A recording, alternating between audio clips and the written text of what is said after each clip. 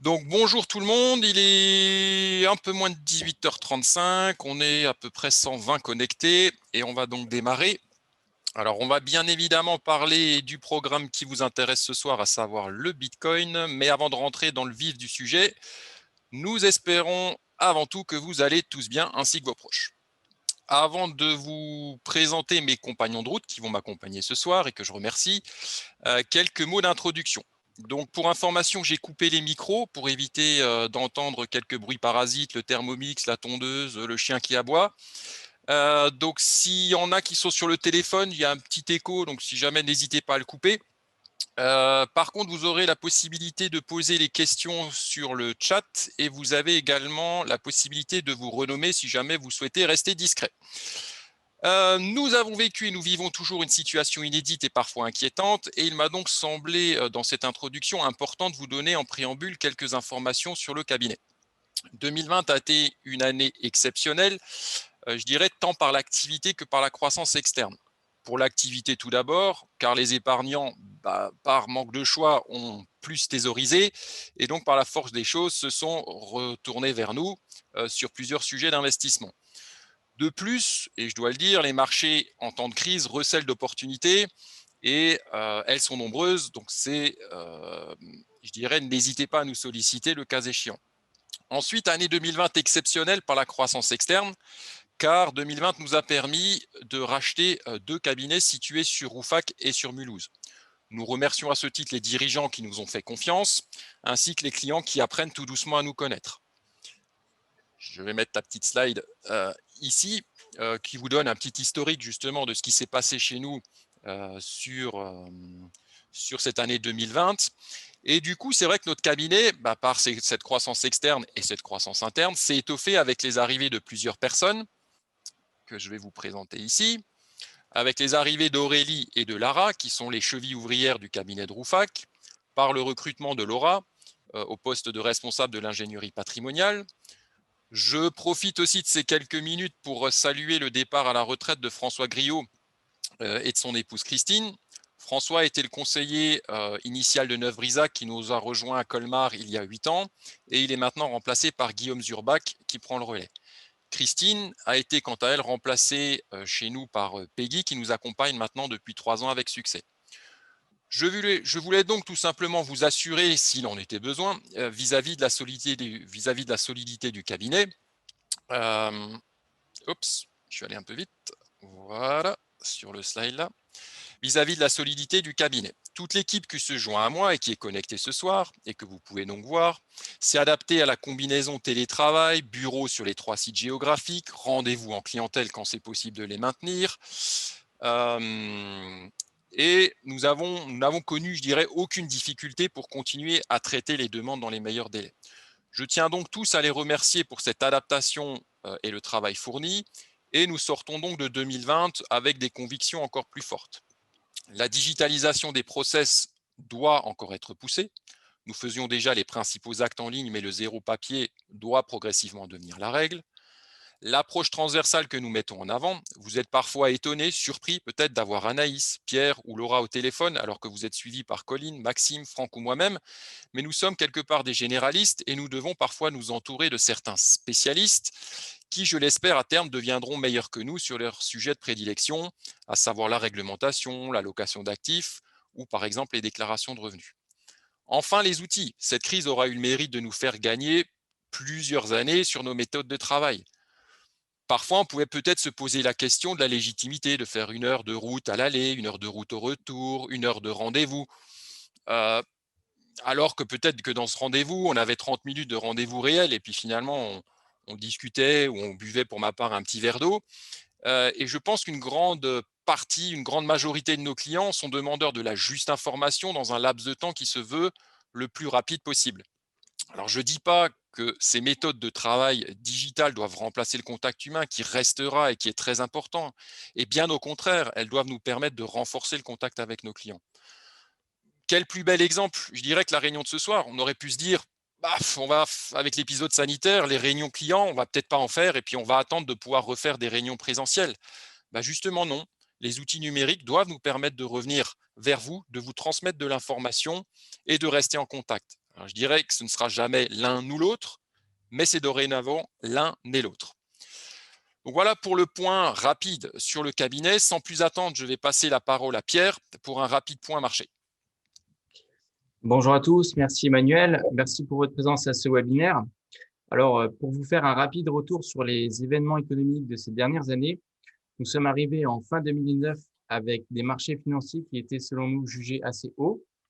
Nous avions pris la décision au niveau des allocations de réduire les risques et des portefeuilles et de sécuriser certaines plus-values. 2020, comme vous le savez, a vu l'arrivée de cette pandémie du coronavirus. L'impact a été assez intense, comme vous pouvez le voir sur le graphique du CAC 40, qui représente le CAC 40 à horizon 2 ans jusqu'à aujourd'hui. Nous avons communiqué fin mars 2020 pour vous inciter à investir à nouveau sur les marchés financiers. Et depuis novembre 2020 et l'arrivée des différents vaccins, les marchés ont retrouvé une certaine confiance et nous évoluons vers un retour à la normale. Cela a profité à la valorisation des marchés financiers. Le CAC 40 a d'ailleurs retrouvé son plus haut il y a quelques semaines pour atteindre aujourd'hui, enfin à la date de ce soir, 6287 points. En revanche, les marchés sont toujours sensibles à l'évolution de la pandémie et aux réactions des banques centrales et des différentes politiques gouvernementales. De nouveaux risques arrivent, comme le risque de la hausse des taux ou encore un rebond de l'inflation. Ces facteurs engendrent des bouleversements, comme nous avons pu le voir mi-février avec la hausse des taux longs US, qui a eu un fort impact sur les marchés. Cela a engendré un changement sectoriel en favorisant les valeurs cycliques par rapport aux valeurs de croissance, valeurs qui avaient par ailleurs très bien fonctionné en 2020. Pour ce qui est de nos convictions, elles n'ont pas été impactées par les mouvements de février. Nous sommes toujours positifs sur les actions, neutres sur les obligations, car les taux restent selon nous assez bas, également neutres sur l'ensemble des devises. Nous mettons en avant les secteurs de l'énergie, de l'immobilier, qui restent sous-cotés, ainsi que des thématiques, et ce notamment pour tout ce qui est de l'ISG, à savoir l'investissement socialement responsable. Pour ce qui est des stratégies, nous sommes toujours positifs sur les fonds flexibles et alternatifs qui ont su montrer leur agilité pendant cette crise. Comme toujours, le maître mot dans les allocations du cabinet restera la diversification. Et je vous laisse la parole, Emmanuel. Merci Pierre. Effectivement, la diversification, c'est sans doute le meilleur mot. Alors, on l'utilise peut-être souvent en clientèle, mais c'est le vrai mot, et surtout en ce moment. Et c'est le maître mot de nos allocations. Et nous sommes ravis de pouvoir vous proposer le thème d'aujourd'hui, le très controversé Bitcoin. Je vais d'ailleurs à ce sujet, je vais juste vous faire un petit sondage, vous faire participer à ce premier sondage de la soirée et on verra si on aura une petite évolution pendant la soirée. Alors, je vous demanderai juste de pouvoir répondre à la question. Je vous laisse une trentaine de secondes pour pouvoir répondre. Je ne sais pas si vous le voyez. Voilà, a priori, ça bouge. Donc, c'est que vous voyez ce petit sondage.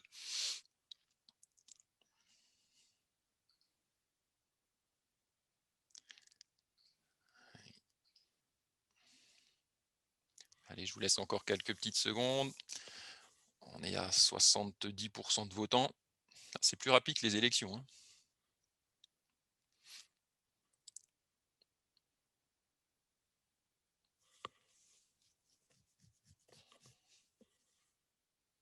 Allez, on atteint la barre symbolique des 90% de votants.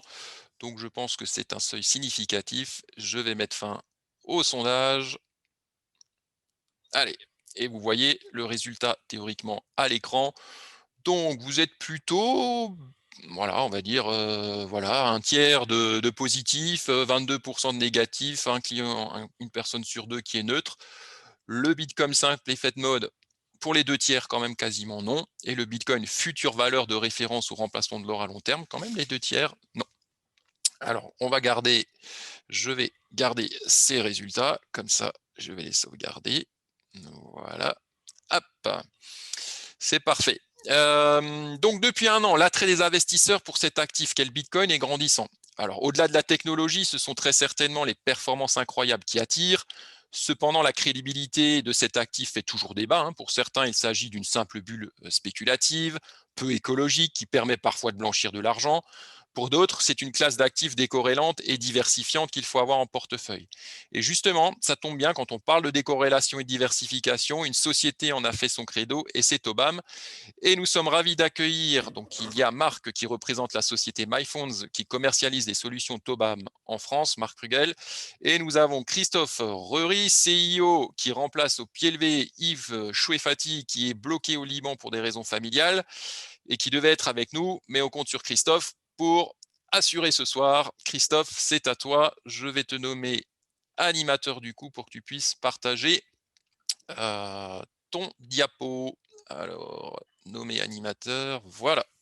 Merci beaucoup, Emmanuel. Ça fait plaisir d'avoir son nom prononcé correctement de temps en temps. Donc, son nom de famille, merci bien. C'est pas souvent que ça m'arrive, donc c'est une bonne introduction. Donc, bonjour à tous. Donc, je m'appelle Christophe Reury et je suis directeur général délégué de Tobam. Et je vais vous présenter ce soir une présentation qui va couvrir essentiellement le sujet du Bitcoin. Mais avant de faire ça, je vais vous parler un peu de Tobam rapidement, 5 minutes. Et à l'issue des slides concernant Tobam et le Bitcoin, je vous ferai un tout petit rappel d'un autre fonds qui est vraiment le fonds qui maximise la diversification dans l'univers des fonds flexibles et qui est peut-être un fonds que vous connaissez qui s'appelle Tobam Anti-Benchmark Multi-Asset. Alors pour faire tout ça, je vais partager mon écran. Donc j'espère que vous voyez mon écran. Très bien. Ok, super. Donc, allons-y. Donc, comme je vous le disais, je vais vous parler rapidement de Tobam. Donc là, le but, c'est pas d'y passer énormément de temps, mais c'est simplement de vous passer quelques messages importants. Le premier message, c'est que Tobam, c'est pas nécessairement une société que vous connaissez ou qui est aussi connue qu'un Amundi ou qu'un, je ne sais pas, ou qu'un financière de l'échiquier. Mais en fait, on est une société qui gère plus de 10 milliards aujourd'hui. Et qui est une société française agréée par l'AMF. C'est ce qu'on appelle une boutique de manière générale. On est une cinquantaine de personnes et on a la particularité d'être détenu par les salariés en majorité. Donc c'est pour nous le gage de l'alignement des intérêts entre les intérêts des employés et de la société. Et on a accueilli quand même dans notre actionnariat 2 actionnaires minoritaires historiquement. Il y en a un qui va nous quitter dans une semaine, qui s'appelle CalPERS, qui est un fonds de pension californien qui avait pris une participation chez nous il y a 10 ans. Et dans une semaine, c'est le 10e anniversaire, donc on va racheter leur participation. Et l'autre société qui est actionnaire chez nous, probablement que le nom vous évoque quelque chose, c'est Amundi. Et en fait, on a un partenariat de distribution avec Amundi dans certaines parties du monde, pas la France. Et c'est à ce titre-là qu'ils ont pris une participation chez nous il y a 9 ans. Voilà, que vous dire d'autre? Tobam, ça a une signification. Alors, c'est une signification en anglais. Think out of the box asset management. Ça veut dire quoi? Ça veut dire penser en dehors de la boîte. Et la boîte, c'est tout ce qui est tout ce qui empêche l'innovation. Hein, et donc, on a appelé, nous, nos stratégies des stratégies anti-benchmark. Anti-benchmark parce qu'il nous semble que la gestion passive et la gestion benchmarkée, elle ne vient pas servir le meilleur intérêt des investisseurs et qu'on peut faire mieux que ça. Et c'est pour ça qu'on a développé cette société autour d'un seul mot vraiment. Et ce mot, c'est la diversification. Donc, c'est vraiment le thème qu'on va développer ce soir, le thème de la diversification. Et alors attendez, parce que je n'arrive pas à faire avancer mes slides, je ne sais pas pourquoi, mais je vais y arriver. Excusez-moi. Voilà, donc là je vais passer rapidement. Je vous ai dit, on a une cinquantaine d'employés, on est essentiellement basé à Paris, on est agréé par l'AMF et on a une grosse allocation de la société à la recherche puisque pratiquement la moitié des employés sont des chercheurs et des gérants dont le job, c'est de regarder d'un point de vue théorique, d'un point de vue empirique, les actifs sur lesquels on peut investir, les actifs décorrélants, puisque souvent être diversifié, c'est investir sur des actifs qui se comportent différemment des uns par rapport aux autres. Je ne vais pas nécessairement couvrir tous les slides de la présentation. On a gagné un certain nombre de récompenses. Je vais peut-être simplement vous en détailler 2. La première, c'est que Cantalis nous a remis le prix du meilleur fonds flexible l'année dernière, donc sur le fonds sur lequel peut-être certains connaissent, mais sur le fonds flexible qui s'appelle Tobam Anti-Benchmark Multi-Asset. Et on a reçu ce prix, non pas sur des critères commerciaux ou marketing, mais sur des critères de performance ajustés du risque à la baisse. Donc là, on a vraiment démontré via Cantalis et les analyses quantitatives de Cantalis qu'on détenait une des meilleures solutions d'investissement pour générer de la performance en évitant, autant que faire se peut, le risque à la baisse. La deuxième récompense dont j'aimerais vous parler en 30 secondes, c'est celle-ci. C'est le fait qu'on a été reconnu comme une société très ESG. Et alors ça va peut-être amener des questions quand on va commencer à parler du Bitcoin, mais c'est certainement un sujet qu'on regarde aussi, et je vous en dirai un mot. Alors, on va maintenant parler du Bitcoin, mais avant de parler du Bitcoin, on va couvrir un avertissement et on va commencer par une mauvaise nouvelle. La mauvaise nouvelle, c'est que le Bitcoin, c'est un actif qui est extrêmement risqué. Qu'est-ce que ça veut dire, un actif extrêmement risqué? On peut le mesurer de différentes manières, mais bon, la manière la plus courante, c'est de regarder la volatilité. Et si vous regardez la volatilité du Bitcoin, elle a l'air sur ce graphique de baisser un peu au fil du temps, mais enfin, on est toujours aujourd'hui à une volatilité de l'ordre de 80% à 100%. Une volatilité de 100%, c'est une volatilité que vous allez voir sur à peu près aucun autre actif. Qu'est-ce que c'est la volatilité? C'est l'écart de variation entre les prix.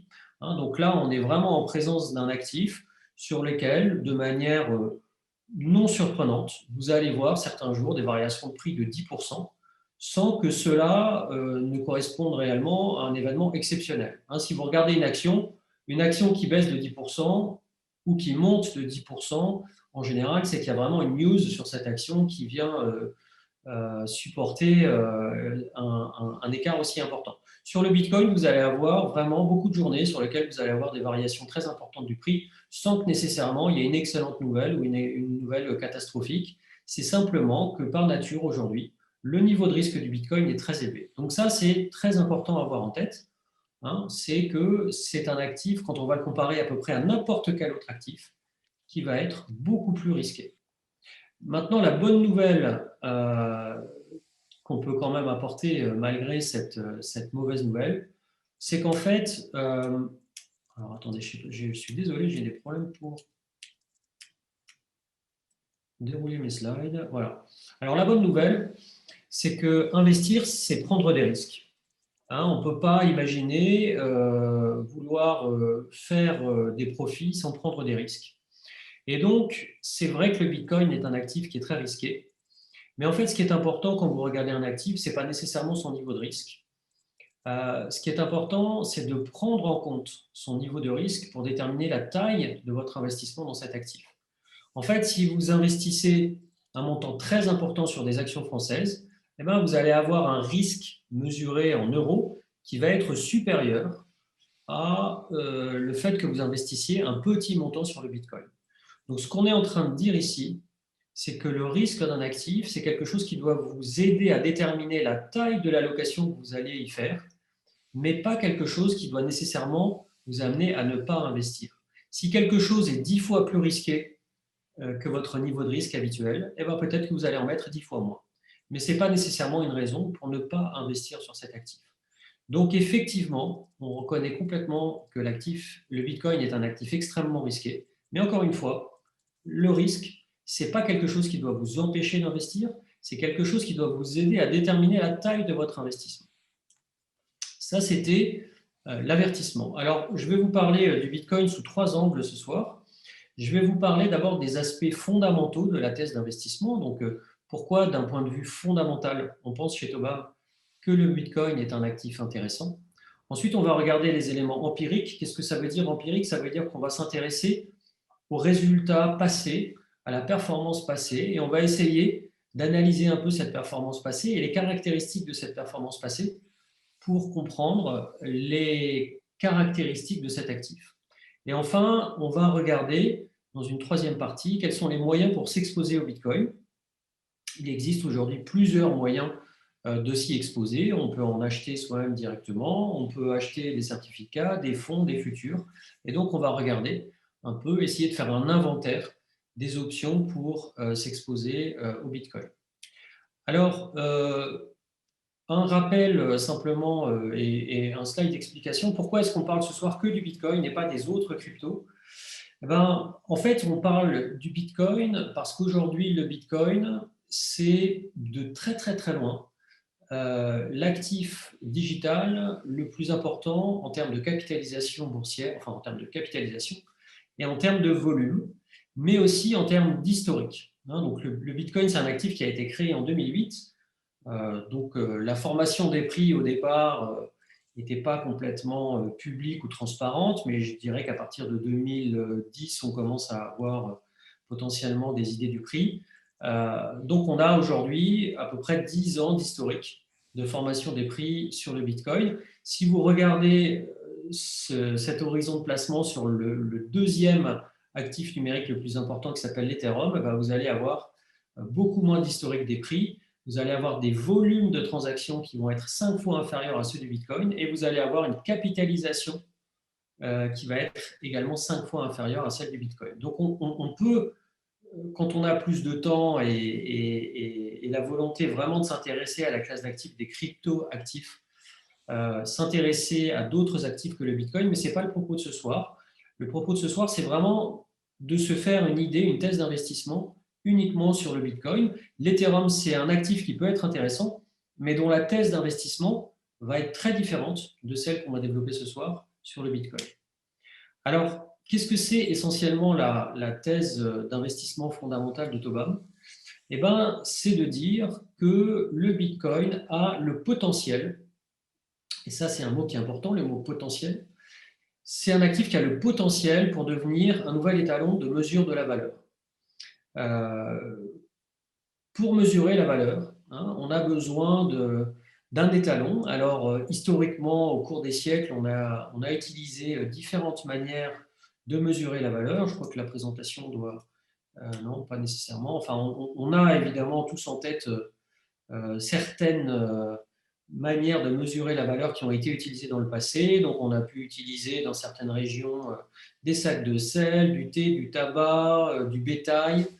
Et puis souvent, on est passé de biens plutôt agricoles à des biens, à des métaux précieux. Et la nature de ces métaux précieux ont changé au cours du temps pour s'établir finalement autour de l'or. Et pendant longtemps, les monnaies fiduciaires étaient assises sur l'or jusqu'à la fin des accords de Bretton Woods en 1971.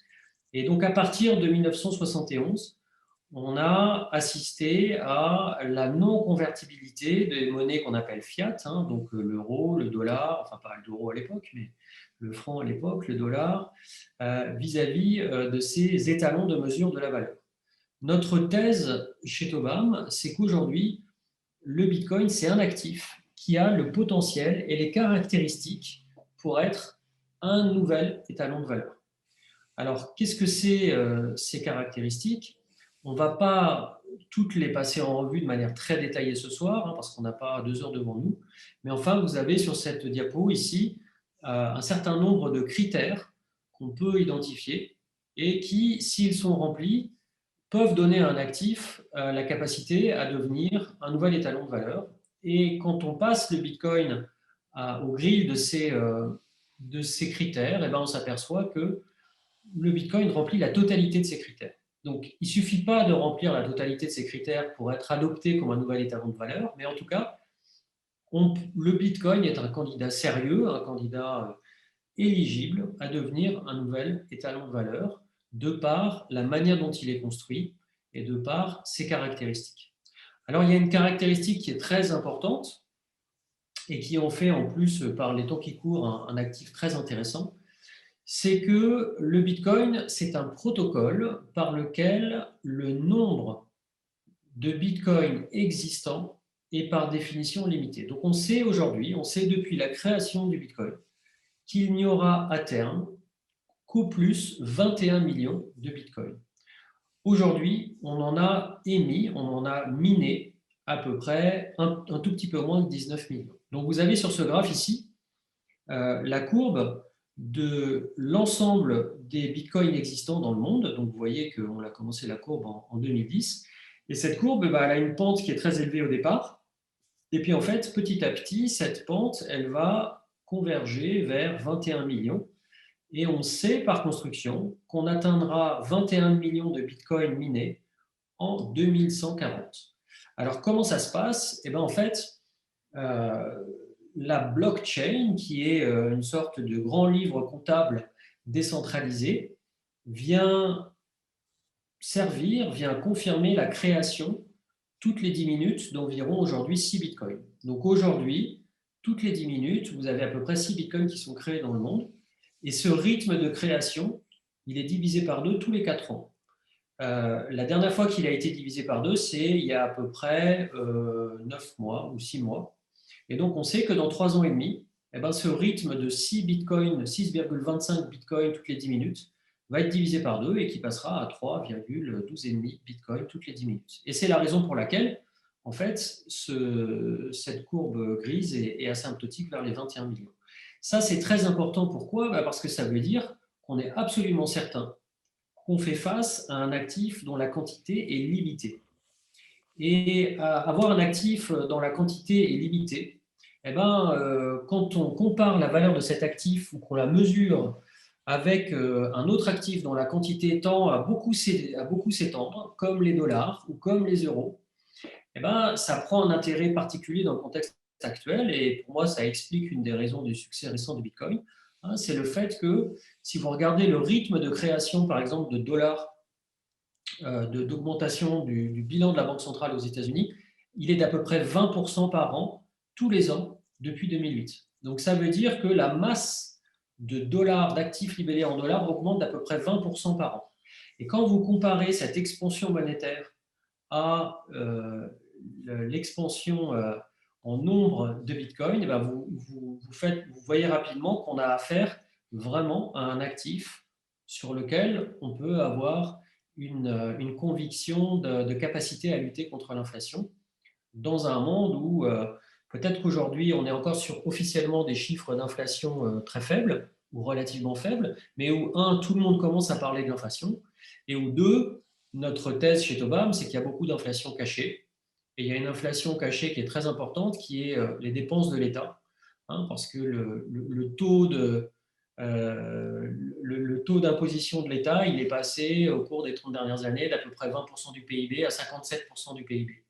Donc peut-être que quand on mesure les prix par l'inflation, eh ben, on ne constate pas nécessairement une très grosse augmentation du prix de sa baguette de pain, mais peut-être que quand on regarde à quel point l'État récupère une très importante partie du PNB pour payer des dépenses d'éducation, de santé ou d'autres dépenses, eh ben, on comprend qu'il y a une inflation cachée et que pouvoir répondre à cette inflation cachée avec un actif, ça peut être très intéressant. Donc notre thèse d'investissement, pour résumer, chez Tobam, c'est de dire que le Bitcoin, c'est de l'or en mieux. On n'a pas ici une présentation très large, mais si vous réfléchissez à l'intérêt de l'or, un des intérêts de l'or, ça a été de dire il y a une quantité limitée d'or dans le monde et c'est la raison pour laquelle on peut en faire un étalon de valeur. En fait, on a extrait qu'une infime part de l'or qui existe dans le monde. On a à peu près doublé la production d'or dans le monde depuis 1980. Et donc, on est face à un actif dont on peut croire qu'il existe effectivement en quantité limitée, mais dont la production réelle a beaucoup progressé. Et là, avec le Bitcoin, on est vraiment face à un actif dont la production est de manière certaine, par construction, limitée à 21 millions. Comment on peut en être certain, justement, parce qu'on a une question sur le chat, on comment on est certain qu'il n'y a que 21 millions de Bitcoin? Alors, on en est certain parce que c'est comme ça que ça a été codé, si vous voulez. Une manière de répondre aux questions sur le Bitcoin, je dirais dans 99% des cas, quand vous avez une question sur le Bitcoin, vous remplacez Bitcoin par or et vous avez une réponse intuitive à la question. Donc, comment est-ce qu'on sait qu'il y en a une quantité limitée? Parce qu'en fait, en quelque sorte, il y en a 21 millions qui ont été créés par le code qu'il a créé. Et ces 21 millions de bitcoins, ils ont été en quelque sorte cachés. Le travail des mineurs de bitcoin aujourd'hui, c'est de résoudre des équations afin de découvrir ces bitcoins, mais ils n'en découvriront jamais plus que 21 millions. C'est inscrit dans le code, si vous voulez. Alors, excusez-moi, c'est moi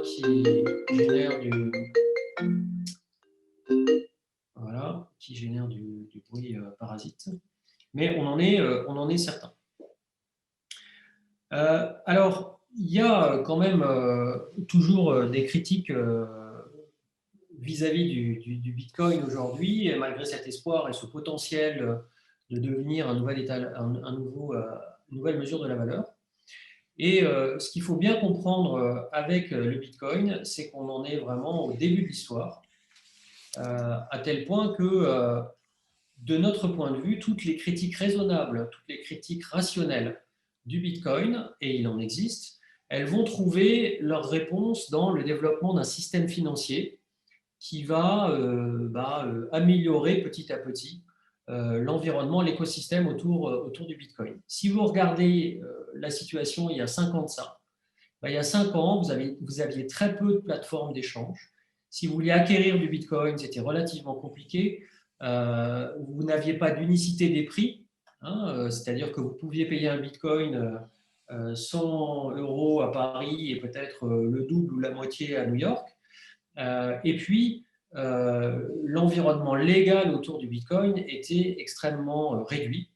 Aujourd'hui, vous avez énormément de solutions qui vous permettent de vous y exposer. Vous avez des acteurs qui ont fait énormément de progrès sur les dimensions compliance ou sur les dimensions légales.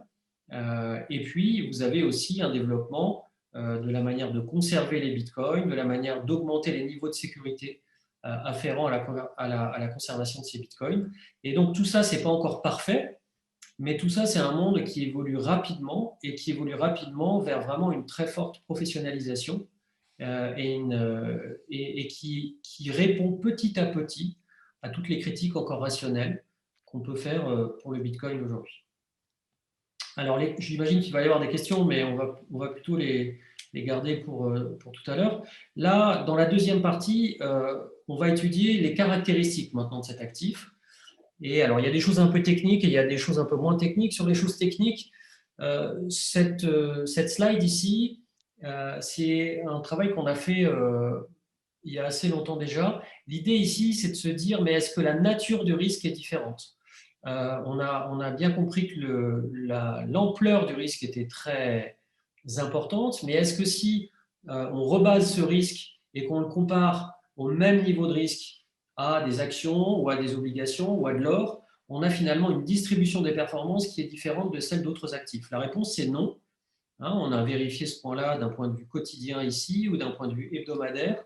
Et en fait, ce dont on s'aperçoit, c'est que si on rebase tous ces actifs sur le même niveau de risque, si on dit faisons une transformation pour mettre l'ensemble de ces actifs à une volatilité de 10%, on va observer des distributions de performance qui vont être très similaires. Et ça nous aide à avoir une conviction sur le fait que la nature du risque du Bitcoin n'est pas différente de la nature du risque d'actions, d'obligations ou d'or. Et c'est important parce qu'on évite les mauvaises surprises une fois qu'on a vérifié ce point-là. La deuxième chose qui est très importante, et c'est vraiment la raison pour laquelle Tobam s'est intéressé au Bitcoin assez tôt, c'est le fait que c'est un actif qui est extrêmement diversifiant. Alors là, il y a plusieurs manières de le considérer. Il y a une manière assez simple, c'est de calculer la corrélation entre le Bitcoin et d'autres classes d'actifs. Donc, qu'est-ce qu'on va chercher à déterminer ici? On va chercher à déterminer s'il y a une relation de similarité entre le mouvement, par exemple, je ne sais pas, si je regarde la dernière colonne ici, de l'or et le mouvement du Bitcoin. Et est-ce qu'on peut identifier des choses qui vont nous dire le Bitcoin, ça bouge en même temps que tel ou tel autre actif? En fait, la réponse, c'est non. En général, vous voyez, on a ce qu'on appelle des taux de significativité qui sont décrits ici par les lignes pointillées. Et si les points étaient au-delà de ces pointillés, ça voudrait dire qu'on peut commencer à considérer qu'on a une certaine corrélation entre le Bitcoin et cet actif. Et vous voyez que sur le graphe ici, on n'a aucune corrélation significative entre le Bitcoin et l'or, les actions, certaines devises, les actions américaines, etc. etc. Donc, c'est vraiment un actif, si ce n'est l'actif le plus diversifié qu'on puisse trouver. Et donc, à ce titre, ça va être un actif qui va être extrêmement intéressant à détenir dans un portefeuille diversifié. Pourquoi? Parce que, en fait, bien qu'il soit extrêmement volatile, comme il bouge beaucoup, mais il bouge dans des directions qui ne suivent pas le mouvement des autres actifs, et bien à l'arrivée, détenir du Bitcoin, ça ne va pas nécessairement dire qu'on va augmenter le niveau de risque du portefeuille. Alors ça, c'est vrai pour des niveaux de détention qui sont faibles, mais l'exercice qu'on a fait ici, c'est qu'on regarde un portefeuille diversifié sans Bitcoin, et donc ce portefeuille diversifié, en fait, il a une allocation 60% actions, 40% obligations, pour faire simple. Et à ce portefeuille, on vient ajouter 1% de Bitcoin. Donc, ce n'est pas une très grosse allocation. Hein. Voilà, c'est un portefeuille qui est risqué, vraiment. Le Bitcoin, c'est un actif qui est risqué. Donc, on teste ici une allocation simplement de 1% du portefeuille. Sur les 5 dernières années, qu'est-ce qu'on aurait obtenu en ajoutant 1% de Bitcoin dans le portefeuille et en rebalançant de manière systématique à 1% le Bitcoin de manière régulière? Eh bien, on aurait une performance quand même significativement meilleure avec le Bitcoin que sans, puisque vous voyez qu'on a à peu près 110 points de base de performance chaque année supplémentaire par rapport au portefeuille qui n'en aurait pas. On aurait un niveau de risque qui serait très similaire à celui du portefeuille qui n'a pas de Bitcoin, hein, puisqu'on aurait vraiment une toute petite augmentation de la volatilité du portefeuille. Et puis, on aurait une perte maximale qui serait exactement identique. Alors ça, c'est important parce que le Bitcoin, je vous ai dit, c'est un actif qui est extrêmement volatile. Donc, depuis un an, la performance est extraordinaire à la hausse, mais on a connu des années où la performance était extraordinaire à la baisse. Hein, en 2018, le Bitcoin, ça perd à peu près 75%.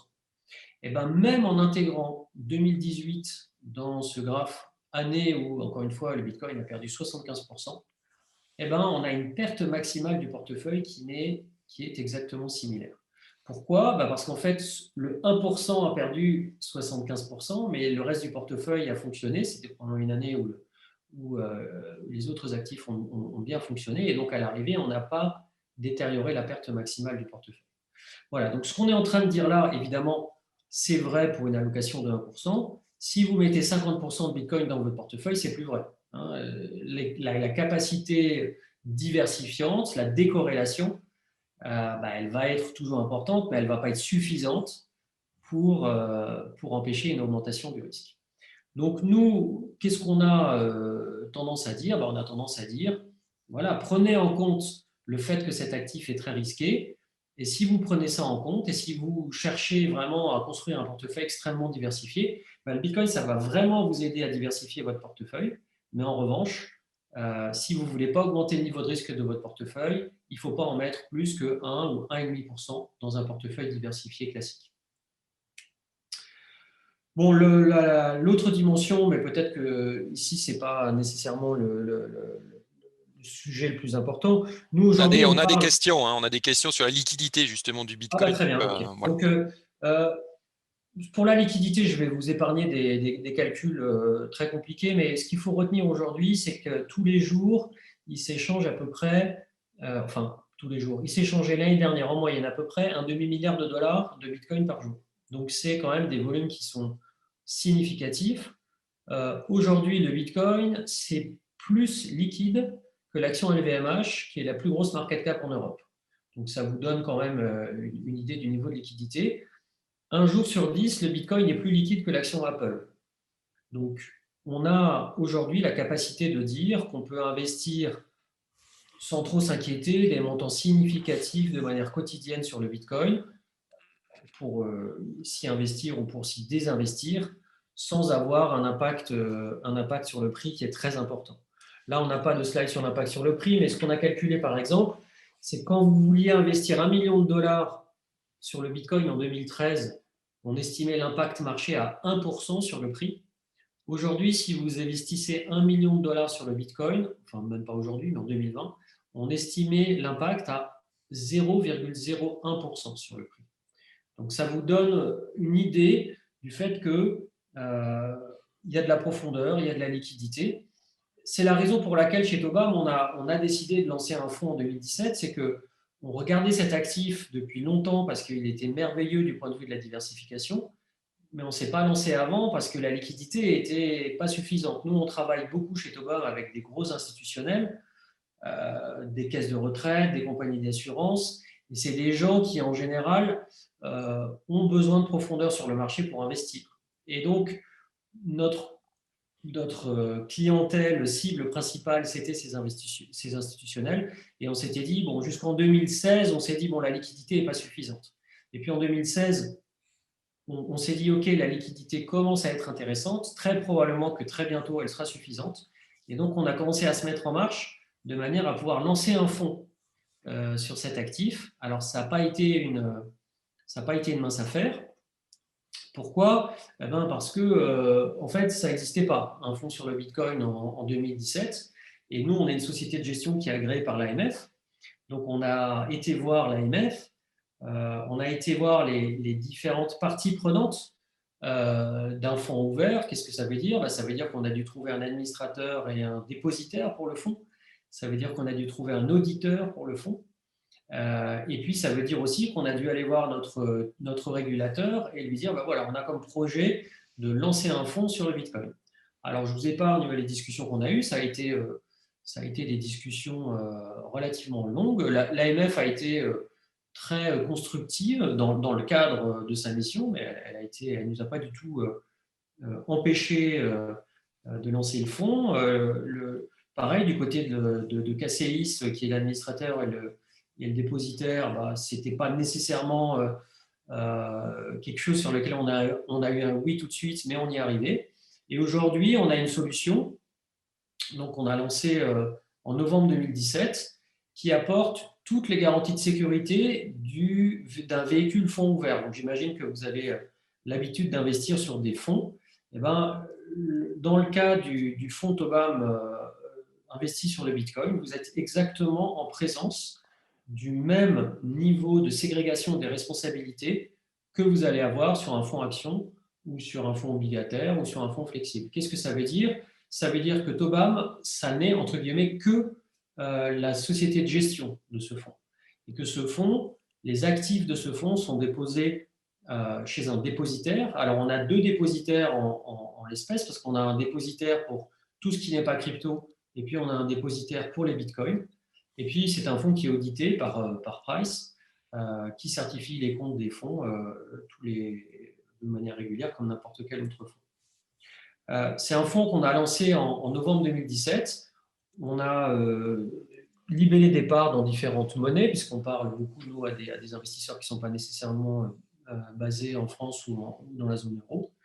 Alors là, il y a un élément qui est très important et dont il faut vraiment parler, c'est que le fonds n'est pas un fonds agréé par l'AMF. Donc, le statut légal du fonds, c'est un fonds professionnel spécialisé. Qu'est-ce que ça veut dire? Ça veut dire que le fonds lui-même n'est pas agréé par l'AMF, mais que Tobam, société de gestion, le programme d'activité de Tobam, qui comprend la gestion de Bitcoin, a été agréé par l'AMF. Donc là, ce que je dis, c'est très précis, hein. C'est que l'AMF a agréé le fait que Tobam, société de gestion française, gère un fonds en Bitcoin, mais que le fonds lui-même n'est pas un fonds régulé. On travaille avec l'AMF pour venir auprès de vous avec de nouvelles offres, notamment des offres qu'on essaye de rendre éligibles au contrat d'assurance vie.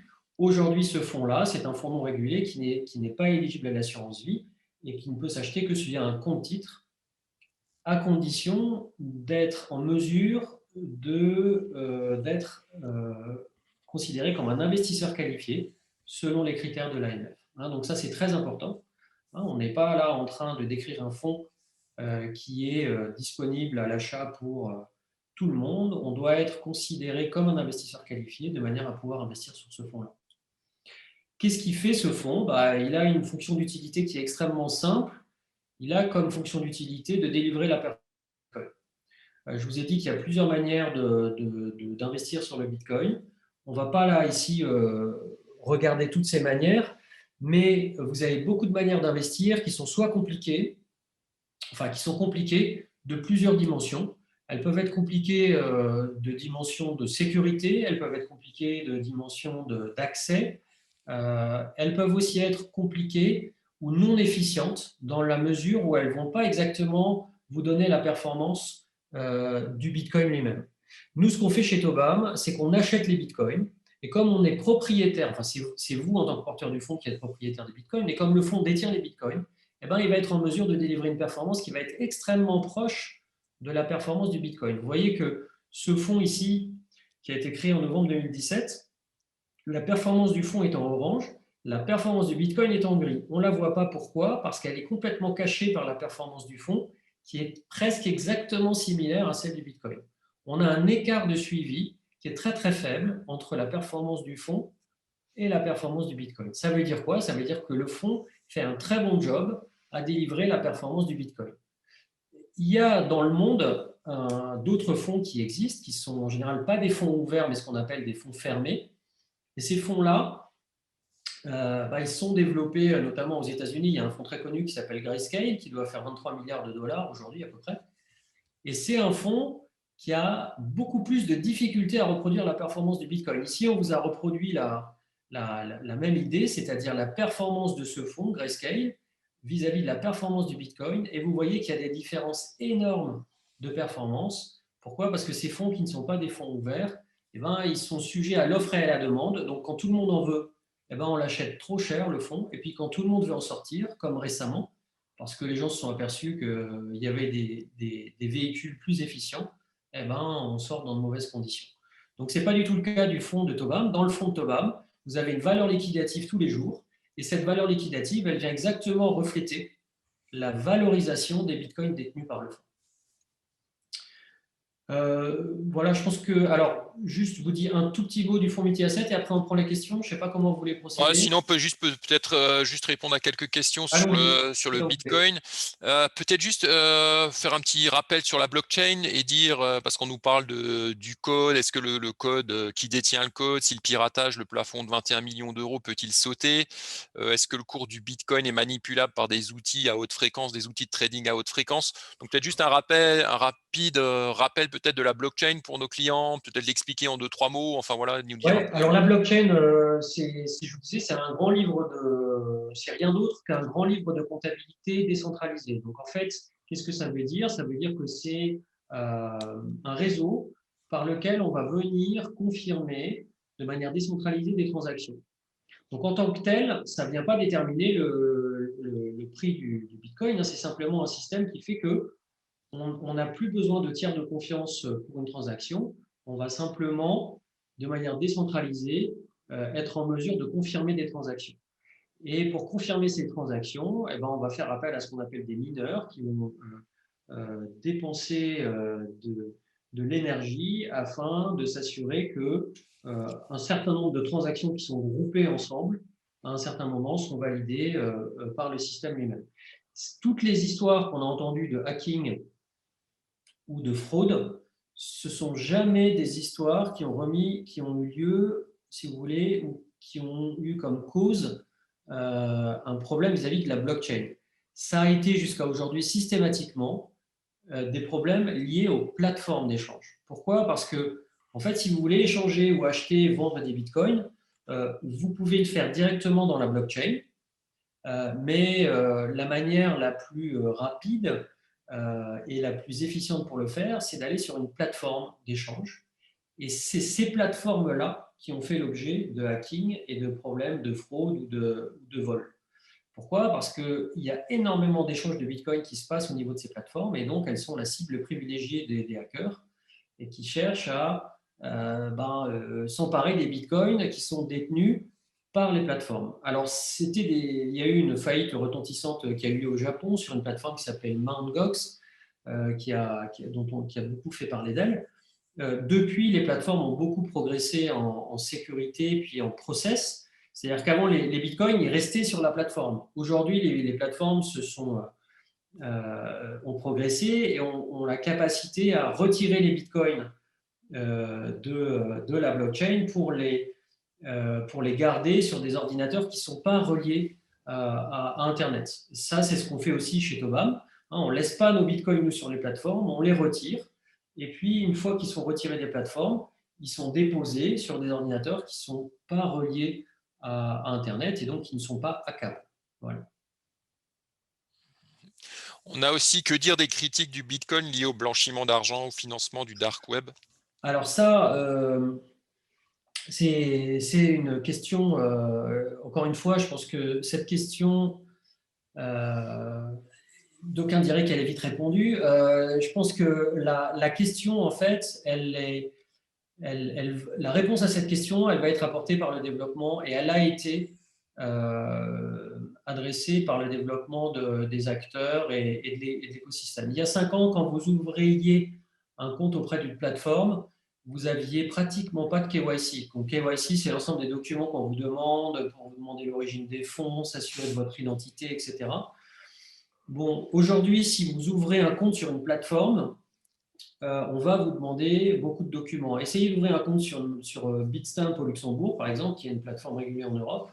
On va vous demander à peu près 2 fois plus de documents que Boursorama va vous en demander pour ouvrir un compte. Moi, j'en ai fait l'expérience. Hein. Et puis, vous allez avoir, tous les 6 mois, le département compliance qui va vous demander une mise à jour des documents ou des documents supplémentaires. Donc, c'est très clair que on est en présence d'un actif qui a 10 ans d'historique. Donc, encore une fois, cette dimension-là, comme d'autres, elle progresse. Et aujourd'hui, on atteint des niveaux qui, à mon avis, sont dans bien des cas comparables, si ce n'est meilleurs, à d'autres actifs. Il y a aussi une caractéristique quand même extraordinaire avec la blockchain et Bitcoin, c'est qu'on a la totalité de l'historique de toutes les transactions. Ce qui veut dire que si vous mettez des billets en euros dans une valise et que vous allez les apporter dans un autre pays, à peu près personne ne sera capable de tracer ce mouvement. Si vous achetez ou vous vendez des bitcoins aujourd'hui, vous le faites nécessairement via la blockchain et donc vous avez une trace dans la blockchain de cette transaction. Et ça donne quand même des outils pour tracer les transactions et éventuellement identifier les origines de la transaction. Je ne dis pas que c'est parfait aujourd'hui, mais enfin, c'est un terreau qui est très propice à une transparence complète des transactions, beaucoup plus que d'autres transactions. La dernière remarque, c'est que Pablo Escobar, il enterrait des dollars dans son jardin, et ce n'est pas pour ça qu'on a interdit le dollar. Effectivement, dès que vous avez des transactions et que vous avez des outils qui sont pratiques pour effectuer des transactions, ils sont utilisés à la fois par des honnêtes gens et puis par des gens moins honnêtes, mais c'est le cas aujourd'hui de l'ensemble des actifs. On a d'autres questions. Cette monnaie virtuelle ne peut pas disparaître de la même manière qu'elle a été créée. En gros, est-ce que c'est la confiance dans le Bitcoin qui fait qu'il y a une valeur, ou est-ce comme c'était la confiance dans l'or, dans le dollar? Est-ce que c'est... Donc le Bitcoin, qu'est-ce qui vient déterminer le prix du Bitcoin? C'est l'offre et la demande, comme n'importe quel autre actif. Donc effectivement, notre thèse, c'est que le Bitcoin a un potentiel pour être adopté comme un étalon de valeur. Et le Bitcoin, il peut aussi ne pas être adopté comme un étalon de valeur et il peut exactement retourner à zéro. Il y a un scénario qu'on peut envisager où le Bitcoin, ça vaut exactement zéro parce que personne ne veut en acheter. Donc, encore une fois, et il y a un scénario où l'or, un jour, vaudra exactement zéro parce que personne ne voudra en acheter. Comme n'importe quel actif, il ne vaut que ce que quelqu'un est prêt à l'acheter, sachant que c'est un actif qui ne génère pas de cash flow. Donc, ce n'est pas un actif qui va vous procurer un coupon, ce n'est pas un actif qui va vous procurer un dividende. Maintenant, il y a des actifs qui vous procurent des dividendes qui font faillite. Wirecard, je ne sais pas si ça payait des dividendes, mais enfin, voilà, quand ça a fait faillite, ça valait zéro.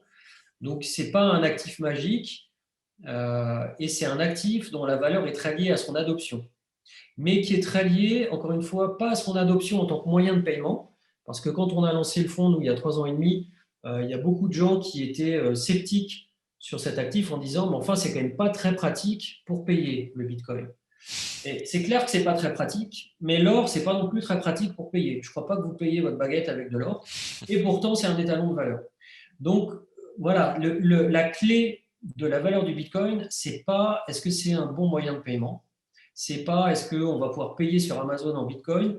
Là, vous avez vu aujourd'hui, la Turquie a interdit les transactions en Bitcoin. Bon, c'est pas très grave. C'est pas ça qui compte. Ce qui compte, c'est est-ce que ça va être adopté, est-ce qu'il va y avoir un consensus de la part des investisseurs pour dire que voilà, c'est un nouvel étalon de valeur. Si c'est ça le critère, Pourquoi le prix monte vraiment beaucoup depuis un an?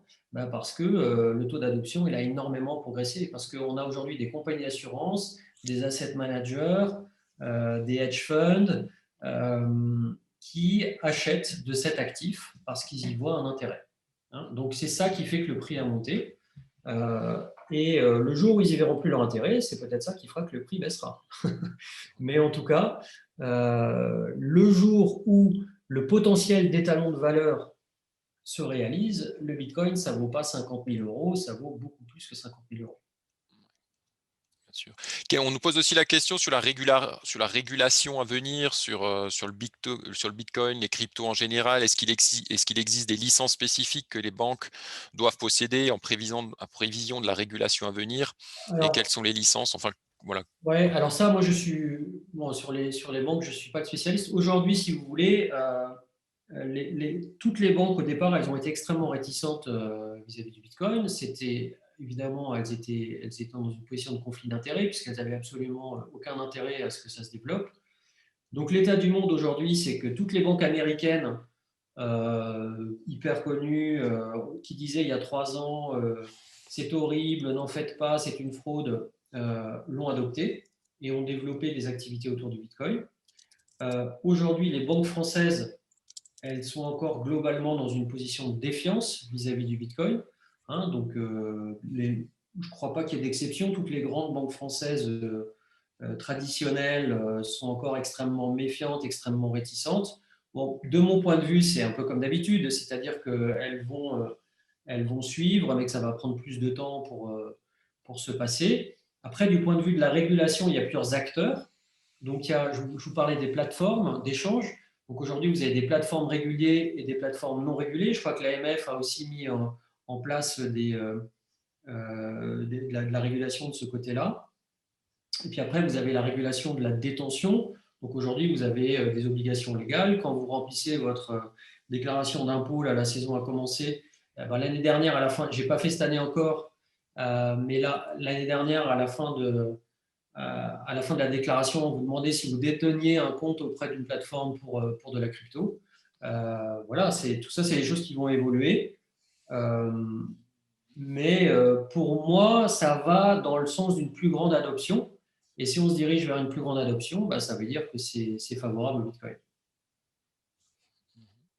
Ok, merci. On avait des questions sur la fiscalité, mais ça, on a répondu. Hein, par un fonds comme chez Tobam, c'est la flat tax, hein, je pense actuellement. Ouais, alors c'est un des aspects pour la France, c'est pas vrai de tous les pays, hein, mais c'est un des aspects qui fait que ça peut être plus intéressant en France de détenir un fonds par rapport à détenir des bitcoins en direct. Si vous détenez des bitcoins en direct, en cas de plus-value, vous êtes à la flat tax. En cas de moins-value, vous ne pouvez pas utiliser votre moins-value pour compenser des plus-values. Si vous achetez un fonds et que vous faites une moins-value, ce n'est pas le but, mais enfin ça peut arriver, hein, et que vous faites une moins-value, eh ben, la moins-value d'un fonds investi en bitcoin, elle va pouvoir être utilisable contre une plus-value d'un autre fonds. Donc vous avez une sorte d'options supplémentaires du point de vue fiscal offert par le support fonds. Ok. On nous pose une question sur la souveraineté des monnaies des États qui, du coup, serait mise à mal par le Bitcoin. Donc, n'est-il pas destiné à être combattu, voire éliminé pour ces raisons? C'est sûr que si vous demandez à un État son avis sur le Bitcoin, c'est comme si vous demandez je ne sais plus quelle image Yves prend d'habitude, son avis à un fabricant de bougies sur les ampoules, quoi. C'est-à-dire que nécessairement, l'avis ne va pas être très favorable. Malheureusement pour eux, c'est pas pour ça que ça ne va pas être adopté. Alors, on peut imaginer des situations où les États l'interdisent. C'est pas pour autant que sa circulation s'arrêtera. Dans les années 30, il y a des États qui ont interdit l'or, ou qui ont demandé aux porteurs d'or d'amener l'or et de l'échanger contre des billets, ce que les gens n'ont pas fait, enfin la plupart des gens n'ont pas fait, ils ont bien raison. Si les États ont arrivé à reconnaître la nécessité de l'interdire, pour moi, ça ne ferait que valider l'utilité du Bitcoin. C'est-à-dire que le scénario adverse du Bitcoin, ce serait qu'il n'ait plus de raison d'être parce que les États commenceraient à devenir vertueux du point de vue de la politique monétaire. Et je pense qu'aujourd'hui, on en est très loin, quoi. Et on nous demande encore une question. Devons-nous comprendre qu'acheter un fonds Tobam sur le Bitcoin est plus rentable fiscalement qu'acheter un Bitcoin directement sur un site comme Alors, non, Coinbase? le rendement sera exactement le même, Même. hein. Voilà. Vous aurez même des frais de gestion sur le fonds Tobam. Donc, Mhm. si vous achetez un Bitcoin sur Coinbase et la même valeur en fonds Tobam, eh ben, vous allez avoir une performance qui va être extrêmement proche, modulo les frais de gestion. Ce que je disais, c'est que si par malheur vous êtes en moins-value, le jour où vous vendez votre Bitcoin sur Coinbase, ben, voilà, vous avez fait une moins-value que vous ne pouvez pas utiliser. Le jour où vous vendez votre part de fonds Tobam, vous allez pouvoir utiliser cette moins-value pour offsetter une plus-value par ailleurs. Par ailleurs, il y a quand même aussi d'autres dimensions à prendre en compte, mais là, on ne parle plus de rentabilité, mais il y a des dimensions de sécurité. Au début, quand on ouvre un compte sur une plateforme, on ne pense pas nécessairement à ces dimensions-là, mais enfin, si vous achetez des bitcoins sur une plateforme, qui chez vous est au courant que vous détenez ces bitcoins? Que se passe-t-il si vous passez sous un bus? Comment vous faites pour récupérer ces bitcoins? Euh, Comment vous avez fait pour choisir la plateforme sur laquelle vous allez traiter? Comment vous allez déclarer toutes ces transactions? Voilà, il y a de la complexité supérieure et potentiellement du risque supérieur à utiliser des plateformes par rapport à investir dans le fonds Thomas. Mhm. Oui, du coup, on nous dit, voilà, est-ce que les politiques monétaires, BCE, FMI, pourraient porter un risque au Bitcoin ou crypto en général? Au contraire, je pense que ça les renforce parce qu'on voit un petit peu que ceux qui peuvent battre de la monnaie ont tendance à en abuser, alors que le Bitcoin avec 21 millions de Bitcoin au maximum, bah, du coup, c'est pas la même. Ouais, ça, c'est sûr que le climat actuel, c'est plutôt favorable. Maintenant, il y a une autre question qu'on a souvent, c'est qu'on entend beaucoup que les États vont émettre leur propre coin. Et est-ce que ça, c'est un problème pour le Bitcoin? Ben, en fait, ça dépend de la nature, des caractéristiques du coin. Mais on s'oriente vers des systèmes où les coins des États ne seraient pas fongibles avec la monnaie fiat. Donc, et par ailleurs, la quantité ne serait pas nécessairement limitée par construction. Donc, les États se contenteraient en quelque sorte d'adopter l'innovation digitale, mais sans en prendre les caractéristiques fondamentales. Donc, ça ne répondrait pas du tout à la même question. Je ne dis pas que c'est inutile. Peut-être qu'on sera content, nous, de payer avec nos téléphones et de ne pas avoir de compte en banque, mais de payer avec des coins. Mais enfin, ça n'a rien à voir en termes de thèse d'investissement. Mhm. On va continuer à répondre aux questions et je remercie Christophe qui traite pas mal de questions en direct et c'est bien s'il peut continuer. Je vais juste vous lancer du coup le deuxième sondage pour voir si un petit peu vos opinions ont changé, ont évolué dans la petite heure là qu'on a passée sur le sujet. Donc n'hésitez pas à répondre pour voir un petit peu s'il y a une évolution par rapport à ça. Je vous donnerai les résultats, bien évidemment. Alors, je vois des questions sinon, hein, mais après, Mhm. Emmanuel, c'est comme. Ouais, vas-y, tant qu'on fait le sondage, hein, pas de Euh, souci. il y a une question qui dit si j'achète du Bitcoin, à qui va l'argent? Bah, il va à celui qui le vend. Donc, ça peut être à peu près, voilà, si vous êtes sur une plateforme, c'est vraiment, c'est un actif comme un autre, hein. Quand vous allez sur une plateforme, quand vous achetez un fonds, bah, voilà, vous avez un carnet d'ordre, donc vous avez un vendeur, vous avez un acheteur, et ils se retrouvent sur un prix, ils se mettent d'accord sur un prix, et à ce prix-là, la transaction a lieu. Dans la création de Bitcoin par le minage, eh ben, c'est en fait toutes les 10 minutes, il y a une sorte de loterie et de tirage au sort. Et le mineur qui aura dépensé en quelque sorte le plus d'énergie à participer à cette loterie aura le plus de chances de gagner cette loterie. Donc voilà, c'est un peu ça la réponse. Ok, très bien. Je vais juste mettre fin du coup au sondage. Hop. Et je ne sais pas si du coup vous le. Donc je vois une question qui dit quels sont les frais de gestion du fonds? C'est 2,5% et c'est tout compris. Donc ça veut dire qu'il n'y a pas, c'est ce qu'on appelle un total de frais sur encours. Ça comprend notamment tous les frais de dépositaires spécifiques crypto qui sont à peu près 10 fois plus élevés que sur des actifs classiques. Pourquoi? Bah parce qu'en en fait, il y a des mesures de sécurité extrêmement poussées qui font que ça coûte beaucoup plus cher de conserver des bitcoins que de conserver des euros, quoi. Ok, bah écoutez, parfait. On va passer rapidement, puisqu'on a un peu débordé Ouais. sur la solution Tobam anti-benchmark. Je vais te renommer du coup administrateur, puisque j'avais repris la main. Hop, voilà, comme ça tu peux repartager ton écran, du coup. Ok, j'y vais. Hop, hop. Donc là, je vais aller vite, hein, parce que j'ai le sentiment que le thème de ce soir, c'était vraiment le Bitcoin. Mais simplement pour vous dire, donc Emmanuel l'a dit, le thème de Tobam, c'est la diversification. Donc c'est pour ça qu'on s'est intéressé au Bitcoin et c'est aussi ça qu'on met en œuvre dans notre fonds qu'on peut appeler flexible, qui s'appelle Anti-Benchmark Multi-Asset. Et vraiment, en deux mots, aujourd'hui, on est vraiment en manque de diversification sur les marchés. Pourquoi? Parce que en fait, on a vu se développer au cours, je dirais à peu près depuis 2016, des concentrations énormes. Donc des concentrations énormes sur les méga cap tech, sur les marchés américains, Apple, Google, Facebook, etc.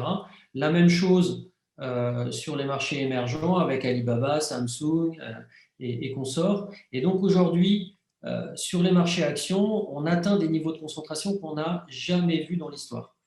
Alors ces niveaux de concentration, on peut les mesurer par le poids. Donc vous voyez qu'ici, c'est un truc très simple. Mais si vous regardez les 5 plus grosses boîtes aux États-Unis, eh ben, elles pèsent aussi lourd dans l'indice que les 400 plus petites, sur un indice qui fait 600 actions. Donc, on est même sur un indice qui est plus large que le S&P 500. C'est pour vous dire que, en fait, les indices dont on vous donne les performances chaque jour et dont vous suivez les performances, c'est très bien. Ils ont énormément d'actifs, mais enfin, leur performance, elle est en fait vraiment drivé par un nombre très très limité d'actifs. Si vous regardez la perte d'Apple, de Microsoft, d'Amazon, de Facebook et de Google, vous avez compris la perte des actions américaines. Si vous regardez la même information sur les marchés émergents en vous disant ok, j'ai des pays développés, puis pour me diversifier, je vais aller prendre des pays émergents aussi, vous allez trouver encore pire en termes de concentration. Parce que là, si vous regardez 5 actions, elles pèsent aussi lourd que 1094 actions dans un indice qui est le plus connu, qui est le MSCI Emerging Market, qui en a 1388. Et c'est quoi ces 5 actions? C'est les mêmes, mais dans les pays émergents. Donc, c'est Alibaba, TSMC, Tencent, Samsung et une financière. Donc, voilà, on est vraiment dans un monde qui est extrêmement concentré, un monde où depuis 4 ans, ce sont les mêmes boîtes qui ont surperformé depuis extrêmement longtemps. Et le point qu'on soulève chez Tobam, on n'est pas, je veux dire, c'est très bien, c'est des très belles boîtes. Le problème, c'est pas de juger si c'est des belles boîtes ou pas des belles boîtes. Le problème, c'est que la conséquence de ça, c'est que les portefeuilles sont extrêmement diversifiés, extrêmement concentrés, pardon, et la concentration, c'est dangereux. Et donc, nous, l'approche chez Tobam, elle va simplement consister à dire, on ne va pas chercher à prévoir le futur, on ne va pas chercher à se dire, finalement, est-ce que Samsung va continuer à bien marcher ou est-ce que, au contraire, il faut aller chercher un autre constructeur de téléphone. On va simplement nous dire, ce qui compte, c'est d'être bien diversifié. Parce qu'être bien diversifié, ça suffit à éviter les risques et les problèmes de performance liés aux concentrations. Et donc, l'originalité de l'approche de Tobam, là on est revenu dans un monde un peu plus classique des fonds flexibles, c'est de dire, nous on ne va pas construire de scénario, on ne va pas construire d'analyse du cycle, on ne va pas essayer de construire des prévisions, on va dire, on ne sait pas prévoir, et comme on ne sait pas prévoir, on va se contenter de diversifier. Et si on se contente de diversifier, voilà ce qu'on peut obtenir. Donc, c'est ce qu'on fait dans un fonds qui s'appelle Anti-Benchmark Multi-Asset, qu'on a lancé en décembre 2016. Je vais vous montrer les résultats dans un slide. Donc, quelles sont les caractéristiques de ce fonds? Alors lui, il investit sur des actifs plus classiques, des actions et des obligations au monde. Il a une liquidité quotidienne. Alors, comme tous les fonds chez Tobam, sauf le fonds Bitcoin, mais on va en reparler, il est labellisé ESG. Donc, il a le label ESG du Luxembourg, puisque c'est un fonds de droit luxembourgeois. C'est un fonds aussi qui est flagué bas carbone par Morningstar. Et il a un niveau de risque tel que défini par le KIT de 4 sur 7. Voilà. C'est un fonds qui a les meilleures notations d'à peu près tous les toutes les agences de notation, tous les noms qui notent les fonds que je connaisse. Donc, il est 5 étoiles chez Cantalis, 5 étoiles chez Morningstar, 5 étoiles chez Lipper. Et qu'est-ce qu'il fait ce fonds? Il vient maximiser la diversification sur le monde des actions internationales et sur le monde des obligations internationales. Qu'est-ce qu'il fait comme résultat, comme performance? Vous voyez, à fin février, qui n'est pas en plus un point très brillant en termes de performance des marchés pour prendre la photo, c'est un fonds qui a une performance sur un an de 9%, sur 3 ans de 30%. Et ça se compare à une catégorie Morningstar qui est allocation euro modérée. Vous voyez les chiffres respectifs. On est dans le meilleur percentile de performance sur 3 ans et on est dans le 6e percentile de performance sur 1 an, avec un niveau de risque qui est comparable à celui de la catégorie. On a 3 globes de durabilité Morningstar et on est bas carbone. Donc, c'est un fonds, si vous voulez, qui est original dans la mesure où il ne va pas s'exposer à toutes ces méga caps que vous voyez dans beaucoup de portefeuilles et qui ne sont pas des mauvaises boîtes, mais qui sont des boîtes dont nous, on veut se décorréler en termes de création de performance. Donc, c'est un fonds qui est très bon aussi à combiner à d'autres fonds dont le moteur de performance, à contrario, est très assis sur ces très grosses market cap. Donc, bon, là, c'est d'autres informations dites différemment. Et puis, simplement pour conclure, ça, c'est les performances du fonds depuis son lancement net de frais vis-à-vis de la concurrence. Donc, l'angle des abscisses, c'est la volatilité, l'angle des ordonnées, c'est la performance. Vous voyez qu'on est en moyenne un tout petit peu plus volatile que la concurrence, mais on est aussi beaucoup plus rentable. Et ça, c'est des performances réelles depuis le lancement net de frais de gestion. Donc, voilà, la conclusion de ce slide et de cette partie pour moi, c'est de dire qu'on n'est pas obligé de savoir prévoir pour créer de la performance. Et s'abstenir de prévoir, ça permet aussi d'avoir un deuxième moteur de performance dans ces portefeuilles. Et ce fonds-là, il est référencé, alors c'était les référencements à fin mars, vous voyez dans la colonne de gauche, c'est les partenaires chez lesquels il est référencé, donc il est complètement accessible en assurance vie. Il est en cours de référencement encore chez un certain nombre d'autres partenaires. Et c'est un fonds qui connaît un certain succès sur la classe d'actifs des fonds flexibles. Voilà. Je pense que tu es sur mute, Emmanuel. Non, ou alors il faut que je fasse quelque chose. En tout cas, on ne t'entend plus.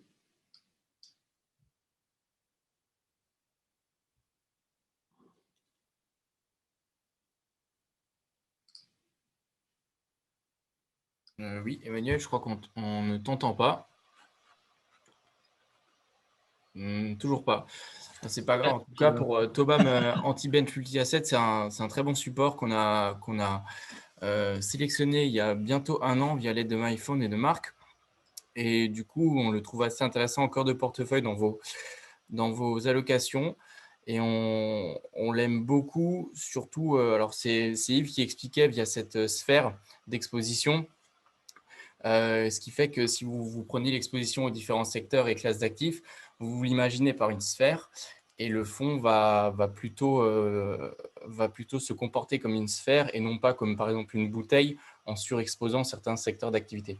Et je pense que c'est bien comme ça qu'il faut le prendre en compte dans les allocations. En tout cas, je ne sais pas si Emmanuel arrive à prendre le relais. Non, ça va. Okay. Attendez. Est-ce qu'on prend encore quelques questions? En tout cas, je pense qu'on a bien dépassé le temps pour aujourd'hui. N'hésitez pas, si vous avez des questions, à nous contacter, que ce soit les conseillers, M. Bitiné, M. Hupferlin, M. Zurbach, M. Condello ou moi-même qui m'occupe de l'allocation. On n'hésitera pas à vous faire un retour sur la vidéo si vous voulez voir le replay ou pour les personnes qui ont loupé. Et on se tient à votre disposition pour toute question, que ce soit sur le Bitcoin, sur le fonds de Tobam ou encore le fonds anti-bench multi-asset de Tobam. N'hésitez pas à nous faire un retour si vous avez des souhaits de l'intégrer dans vos allocations. Ok, et merci à tous pour m'avoir écouté et bon week-end à tous. Ça marche. Bon week-end, merci d'avoir été présent. Au revoir.